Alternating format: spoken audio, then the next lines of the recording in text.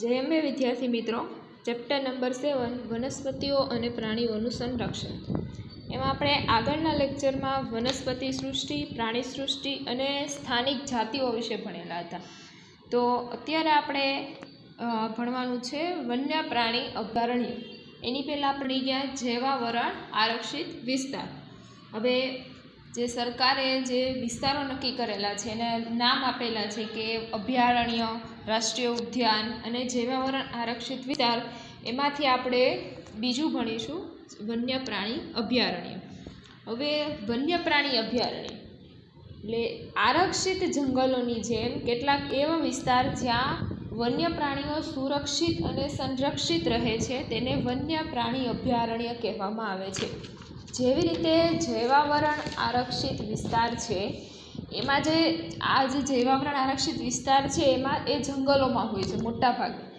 તો એમાં જેવી રીતે પ્રાણીઓ સુરક્ષિત રહે છે, સંરક્ષિત એનું રક્ષણ કરવામાં આવે છે, એવી જ રીતે કેટલાક એવા વિસ્તાર છે ત્યાં પણ આવા જે વન્ય પ્રાણીઓ છે એને સુરક્ષિત રાખવામાં આવે છે અને એનું રક્ષણ કરવામાં આવે છે. એને કહેવામાં આવે છે વન્ય પ્રાણી અભયારણ્ય. તો આ અભયારણ્યમાં પ્રાણીઓનો શિકાર કરવો અથવા તો તેને પકડવા માટે સંપૂર્ણ પ્રતિબંધ હોય છે. હવે આજે સરકારે જે નક્કી કરેલા જે વિસ્તાર છે એને આપણે અભયારણ્ય તરીકે ઓળખીએ છીએ, અથવા તો રાષ્ટ્રીય ઉદ્યાન અથવા તો જૈવાવરણ આરક્ષિત વિસ્તાર. તો આપણે આગળ પણ જોઈ ગયા કે આવા જે વિસ્તારો છે ત્યાં શિકાર કરવો પ્રતિબંધ છે, ખેતી કરવી પ્રતિબંધ છે, એને પકડવું પણ એના સંપૂર્ણ પ્રતિબંધ છે. ત્યાં પણ કોઈ પણ પ્રકારનો શિકાર થતો નથી.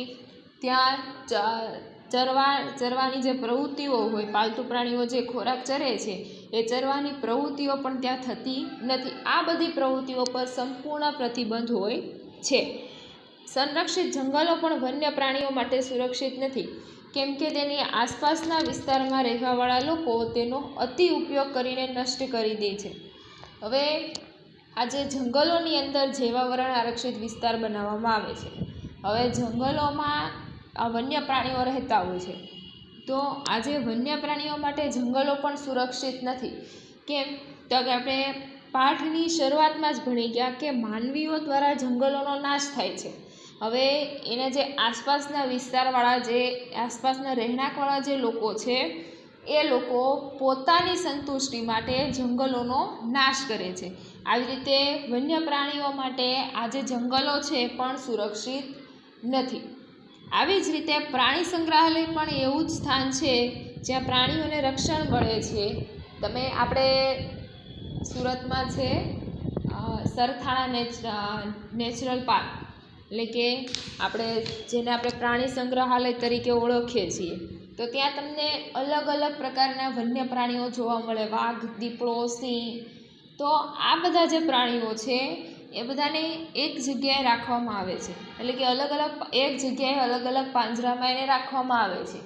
હવે એને પાંજરામાં રાખવામાં આવે છે કેમ કે કૃત્રિમ રહેઠાણ બનાવવામાં આવે છે પ્રાણીઓની સુરક્ષા માટે. એટલે આપણે એને શેના તરીકે ઓળખીએ છીએ? પ્રાણી સંગ્રહાલય.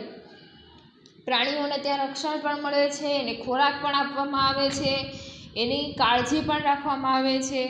પણ આ પ્રાણી સંગ્રહાલયને પ્રાણીઓનું કૃત્રિમ રહેઠાણ કહેવામાં આવે છે, કેમ કે પાંજરામાં રહે છે તો પાંજરું તો એ કૃત્રિમ રહેઠાણ જ થયું. હવે જો જંગલોમાં રહેતા હોય તો એને પ્રાકૃતિક વાતાવરણ એને મળી રહે છે. પણ અત્યારે આગળ કીધું એમ વન્ય પ્રાણીઓ માટે સુરક્ષિત નથી, એટલે આવા પ્રાણી સંગ્રહાલય બનાવવામાં આવે છે. હવે આ પ્રાણી સંગ્રહાલય અને અભયારણ્યમાં તફાવત શું છે? તો કે પ્રાણી સંગ્રહાલય અને અભયારણ્યમાં તફાવત એટલો જ છે, બે જગ્યાએ વન્ય પ્રાણીઓ રહે જ છે, પણ અભયારણ્યમાં પ્રાણીઓને કુદરતી વાતાવરણ મળે છે અને આ જે પ્રાણી સંગ્રહાલય છે એમાં પ્રાણીઓ કૃત્રિમ રહેઠાણમાં રહે છે. આટલો જ એક ફરક છે. તો એના પછીનો ટોપિક છે રાષ્ટ્રીય ઉદ્યાન. હવે રાષ્ટ્રીય ઉદ્યાન, હવે આજે પ્રોફેસર અહેમદ છે એની સાથે જે બધા સ્ટુડન્ટ્સ છે એ આગળ પંચમઢી જૈવાવરણ જે આરક્ષિત વિસ્તાર છે એની મુલાકાત તો લે જ છે, પછી એ વન્ય પ્રાણી અભયારણ્યની મુલાકાત લે છે. પછી હવે કોની મુલાકાત લેવા જાય છે? તો કે રાષ્ટ્રીય ઉદ્યાન. કયું રાષ્ટ્રીય ઉદ્યાન? તો કે સાતપુડા રાષ્ટ્રીય ઉદ્યાન નામ છે રાષ્ટ્રીય ઉદ્યાનનું. અલગ અલગ શહેરોમાં પછી અલગ અલગ રાજ્યોમાં આવા જે રાષ્ટ્રીય ઉદ્યાન બનાવેલા હોય છે, જે વન્ય પ્રાણી અભયારણ્ય બનાવેલા હોય છે, અથવા તો જૈવાવરણ આરક્ષિત વિસ્તાર જે બનાવેલા છે એને અલગ અલગ નામ આપેલા હોય છે. એ નામ તરીકે એને ઓળખવામાં આવે છે. આપણે આગળ એક કોષ્ટક બનાવેલું હતું કે આપણા જિલ્લામાં આ રાષ્ટ્રીય ઉદ્યાન છે, આ અભયારણ્ય છે, અથવા તો આ જૈવાવરણ આરક્ષિત વિસ્તાર છે, એને નામથી ઓળખવામાં આવે છે. તો એ સાતપુડા રાષ્ટ્રીય ઉદ્યાનની મુલાકાતે જાય છે. હવે આ જે રાષ્ટ્રીય ઉદ્યાન છે વિશાળ આરક્ષિત ક્ષેત્ર છે. હવે અહીંયા પર્યાવરણના સંપૂર્ણ નિવસન તંત્રનું રક્ષણ કરવા માટે પર્યાપ્ત છે એને રાષ્ટ્રીય ઉદ્યાન કહેવામાં આવે છે. હવે રાષ્ટ્રીય ઉદ્યાન ત્યાં પર્યાવરણના સંપૂર્ણ નિવસન તંત્રનું રક્ષણ થાય છે. ત્યાં પ્રાકૃતિક વાતાવરણ પણ મળી રહે છે, આજુબાજુ વનસ્પતિઓ પણ એટલી છે, એનું વનસ્પતિઓનું જતન પણ કરવામાં આવે છે. એટલે એને શું કહેવામાં આવે છે? રાષ્ટ્રીય ઉદ્યાન. આપણે બાગ બગીચામાં જઈએ તો બાગ બગીચાની બહાર એક બોર્ડ મારેલું હોય છે કે મહારાણા પ્રતાપ ઉદ્યાન. ઉદ્યાન એટલે એક પ્રકારનું ગાર્ડન જ થયું, પણ અહીંયા પ્રાણીઓ પણ રહેતા હોય છે, પછી બીજી અલગ અલગ પ્રકારની વનસ્પતિઓ પણ હોય છે, એટલે એને રાષ્ટ્રીય ઉદ્યાન કહેવામાં આવે છે. જેમ કે સાતપુડા રાષ્ટ્રીય ઉદ્યાન, જેની પ્રોફેસર અહેમદ અને બીજા બાળકો છે એની મુલાકાતે છે. તો આ જે વનસ્પતિ જાત, પ્રાણી જાત અને ભૂમિ વિસ્તાર અને ઐતિહાસિક વસ્તુઓનું સંરક્ષણ કરે છે. કોણ? રાષ્ટ્રીય ઉદ્યાન. આપણે રાષ્ટ્રીય ઉદ્યાન જે બનાવેલા હોય છે એમાં વનસ્પતિની અલગ અલગ જાત હોય છે. જે રેર પ્રકારની જે વનસ્પતિઓ હોય છે તમને ત્યાં જોવા મળે છે. પ્રાણીઓ, અલગ અલગ પ્રાણીઓ પણ જોવા મળે છે. એનો જે ભૂમિ વિસ્તાર એટલે કે જેટલા વિસ્તારમાં એ રાષ્ટ્રીય ઉદ્યાન ફેલાયેલું છે એ, અને ત્યાંની જે ઐતિહાસિક વસ્તુઓ, જે પુરાના કાળની જે વસ્તુઓ હોય છે એનું સંરક્ષણ કરે છે. તો ભારતનું પહેલું આરક્ષિત જંગલ છે સાતપુડા રાષ્ટ્રીય ઉદ્યાન. પહેલું રાષ્ટ્રીય ઉદ્યાન સાતપુડા રાષ્ટ્રીય ઉદ્યાન છે, જેની મુલાકાતે આ બાળકો આવેલા છે.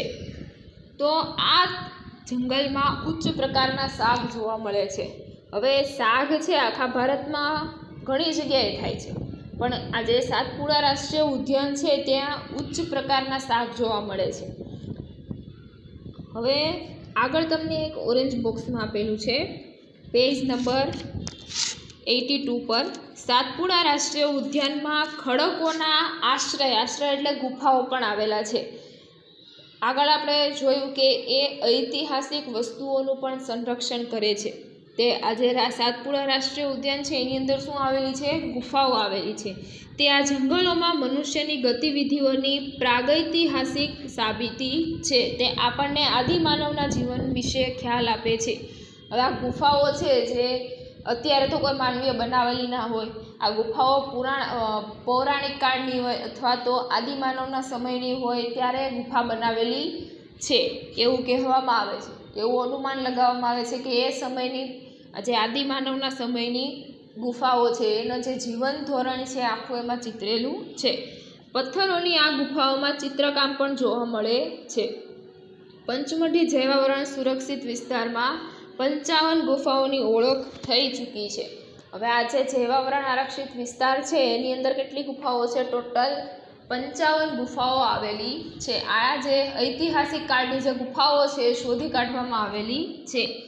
આ કલાકૃતિઓમાં પ્રાણીઓ તેમજ મનુષ્ય લડતા, શિકાર કરતા, નૃત્ય તેમજ વાદ્યયંત્રો વગાડતા દર્શાવવામાં આવ્યા છે. આજે પણ અનેક આદિવાસી જંગલમાં રહે છે.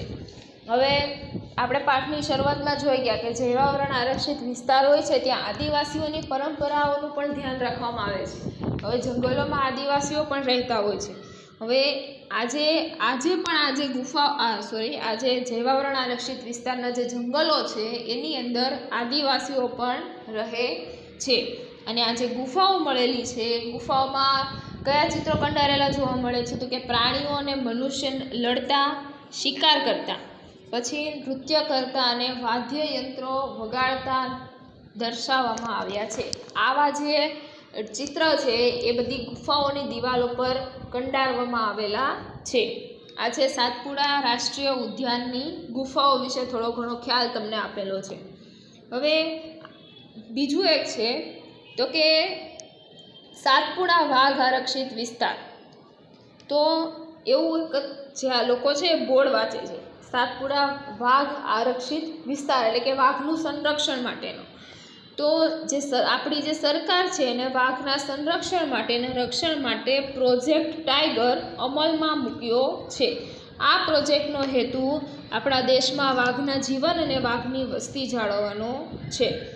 તો પ્રોજેક્ટ ટાઈગર એટલે કે વાઘનું રક્ષણ કરવાનું, વાઘની જે પ્રજાતિઓ છે, વાઘ અમુક એની જે સંખ્યાઓ છે એ ધીમે ધીમે ઘટવા માંડી છે.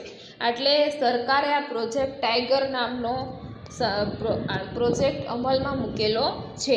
આનાથી શું થાય તો કે વાઘનું જીવન અને વાઘની વસ્તીની જાળવણી કરવાનું. કેમ કે અમુક લોકો શિકાર કરીને, પ્રતિબંધ હોવા છતાં શિકાર કરીને શું કરે છે, વાઘને મારી નાખે છે. આનાથી શું થાય, અથવા તો કોઈ બીજા કારણોસર વાઘનું મૃત્યુ થાય છે. એટલે આ જે વાઘની જે વસ્તી છે એ ધીમે ધીમે ઓછી થતી થઈ ગઈ. એટલે આ વસ્તીની જાળવણી થાય અથવા અને વાઘના જીવનની જાળવણી થાય એટલા માટે પ્રોજેક્ટ ટાઈગર નામનો જે પ્રોજેક્ટ છે એ આપણી સરકારે અમલમાં મૂકેલો છે. હવે આજે રાષ્ટ્રીય ઉદ્યાનનો જે બાકીનો ટોપિક છે આપણે નેક્સ્ટ લેક્ચરમાં ભણીશું. અત્યારે અહીં સુધી રાખીએ. આજનો ટોપિક છે એ બરાબર બુકની અંદર લખી લેવો અને રીડિંગ કરી લેવો.